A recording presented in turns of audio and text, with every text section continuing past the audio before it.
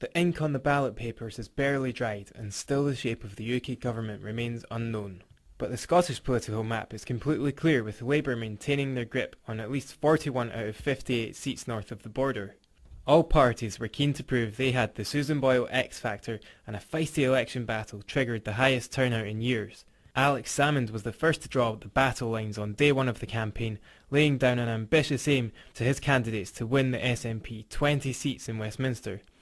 And in typical Salmond style, the First Minister did his utmost to grab the imagination of Scotland's voters, appearing on trains, chatting with pensioners at bowling greens, and even on 3D television. But when his party failed in a £50,000 legal bid to muscle in on the BBC live leaders debate, it signalled the end to what his opponents deemed a disastrous campaign.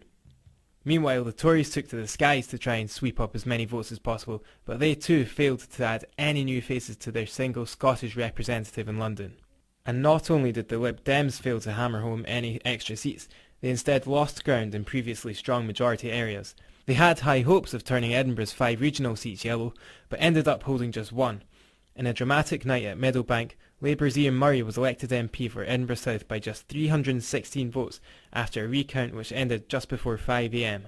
Murray was as surprised as anyone to win, after only being selected as Labour's candidate in Edinburgh South a couple of months ago, following Nigel Griffith's announcement that he was quitting as MP. Chancellor Alistair Darling easily increased his majority in Edinburgh South West at the tail end of what was a fast-paced campaign, and one which looks set to carry on into next year's battle for Holyrood.